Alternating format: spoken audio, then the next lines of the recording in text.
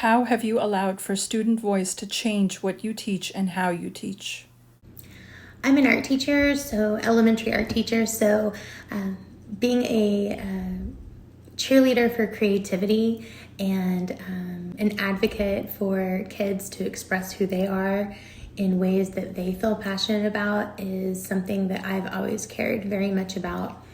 I have over the years gotten to know several students and what they enjoy.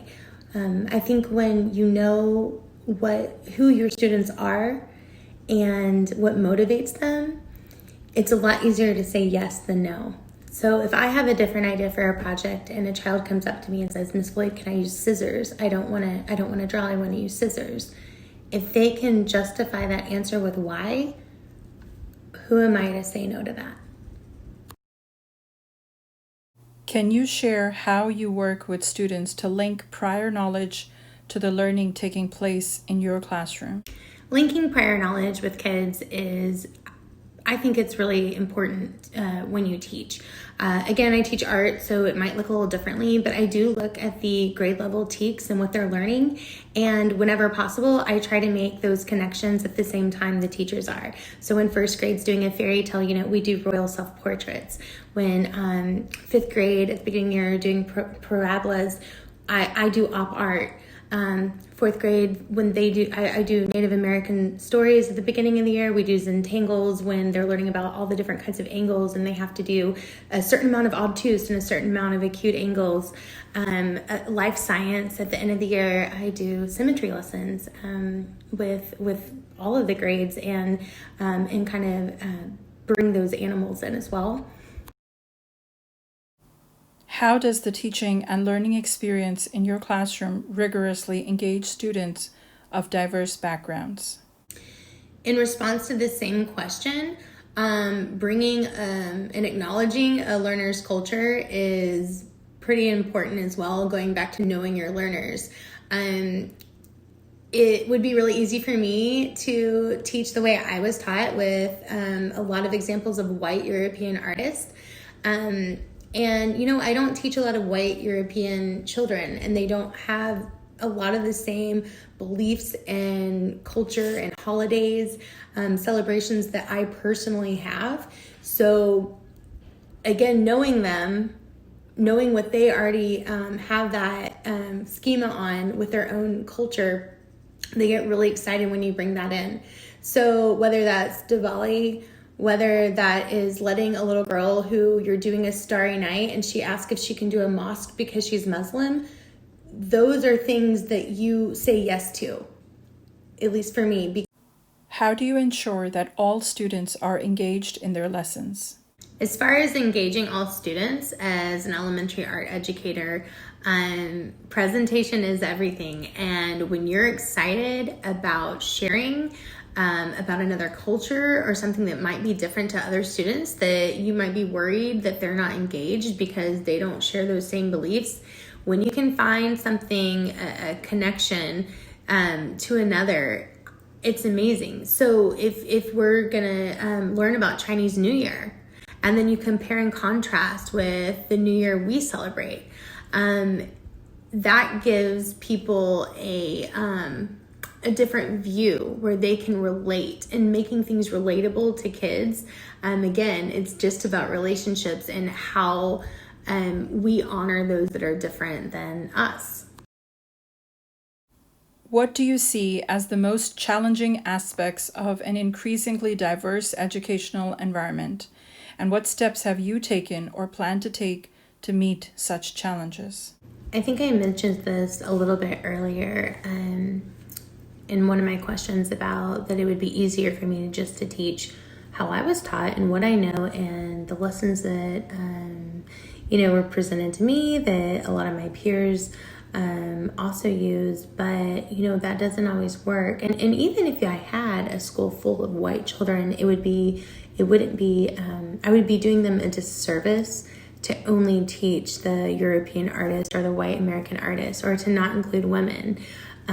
But specifically, we have lots of artists of color.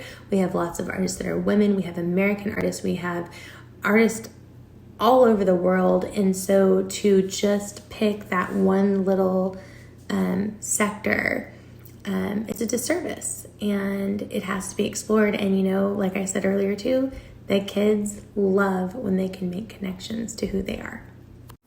How do you adapt your teaching to meet the different culture and learning styles of your students? I mentioned that I didn't go to school really ever with a lot of different cultures from my own. I am a lifelong learner, and I love people and I love different cultures, and educating myself has truly adapted how I teach. I feel embarrassed, but I remember one of my first years of teaching, there was this boy named Fahim, and he was from India, and he kind of did this head movement when I was talking to him, and I scolded him. I thought he was being disrespectful, and his face was just, couldn't believe it. And of course, later on, I learned that didn't mean no in his culture. And that gave me great pause, because I realized that I can't assume anything if I haven't taken the time to educate myself. What experiences have you had that have helped you understand the impact of race, culture, and ethnicity on teaching and learning? I may end up sounding like a broken record here, but where I teach now is so, the diversity is so much more than when I was going to school. I was definitely part of a majority group, didn't have a lot of minorities or different cultures at school with me. But I feel like as an educator, the steps I can take is to learn about the different cultures that I'm teaching. They are who they are, and they come in with the culture they have, just like I have mine, and it's my job to meet them there. So as the educator, I have to continue to search and find understanding so that I understand how to relate to my learners. In your experience, what are the key factors that contribute to the success of students from diverse backgrounds?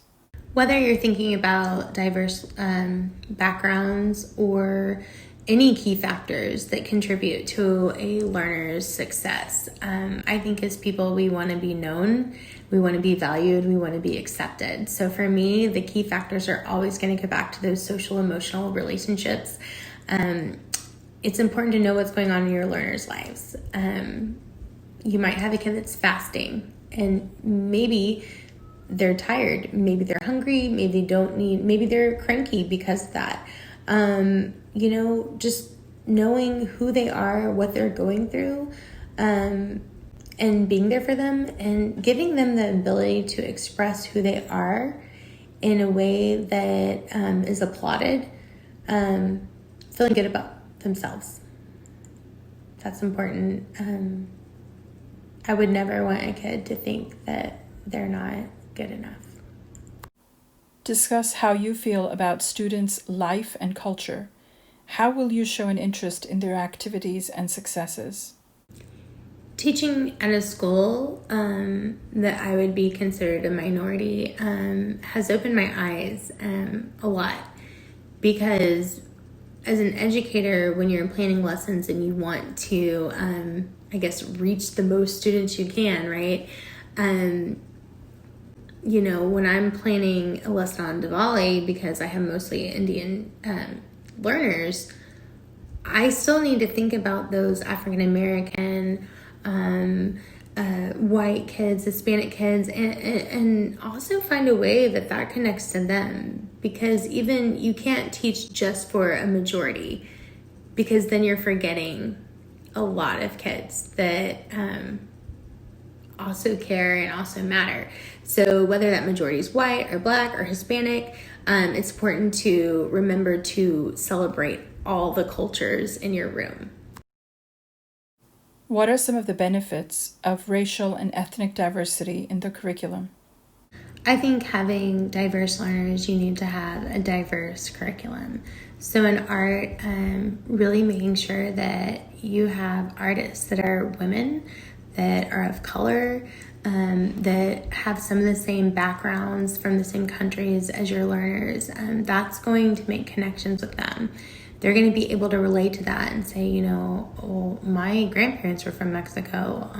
I love learning about Frida Kahlo, and I celebrate Dia de los Muertos. It's important to my family. And then also having that opportunity to share with their peers, and they all of a sudden are the expert on the lesson because they have that cultural connection.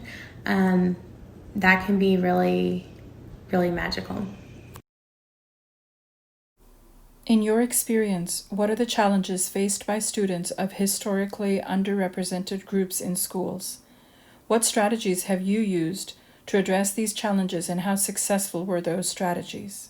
I know I've spoken a lot about cultural diversity and how that has changed how I teach and how I want to include all cultures, but I also I want to bring up special needs and how some of our special needs learners, not only do they enjoy art, but they have a lot to offer and a lot that everyone in Gen Ed can learn from them. I love working with our special needs kids. I make a point to have whatever kind of materials or tools they need to adapt their projects. And I love to hold up their artwork and show their strengths to the other kids in the class. Getting to work with them and their parents after school in an art club is one of my favorite things in the whole world, because they're getting to experience that together, and it's pretty great. Tell me about a time when you contributed to diversity and inclusion. Perhaps you were teaching students in your classroom or outside of the classroom. I would like to hear about a situation like that. What were the circumstances at the time? What specific actions or steps did you take to handle the situation? With whom did you interact? Share with the outcome of that situation. One experience I've had while teaching truly broke my heart, and it did change how I teach that lesson. I was doing self-portraits with kindergarten, and they were to pick out, I had this multicultural construction paper, and I wanted them to pick out, the color that best matched their skin. Well, some of my darkest kids, their skin color, they wanted the peach or just even the blank white because they had been taught that lighter skin is more beautiful. Sorry. Anyway, and I teach that lesson really different now, and I make a big deal to show how we want it to look like us, and I hold up the dark color to me and I said, would that look like me? They're like, no. And I say, that's right, because we want it to look like us. It's our self-portrait, and we are all beautiful. And I make a point to say, is lighter skin better than darker skin? Is darker skin better than lighter skin? And we look different, but we're the same inside. And I would never want you to pick a color that you think looks different than you, because it's important you look like you, because you matter, and that's part of who you are. So that has really shed light on how I would have never thought that.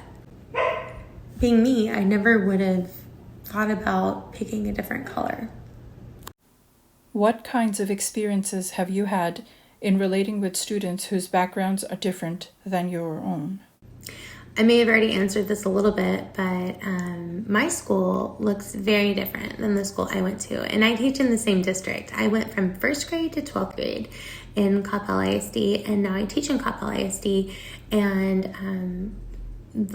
I think Caucasian might be 7%. I think African American might be 7%. Last studies I saw, whereas now at the school, at my school now, and we have a huge Asian population. But when I was in school, it was very much the opposite. And, I have learned so much, and my teaching has changed, and I have been blessed by the diversity. I've gotten to participate in so many things. I've learned so much about different cultures, and I'm truly grateful.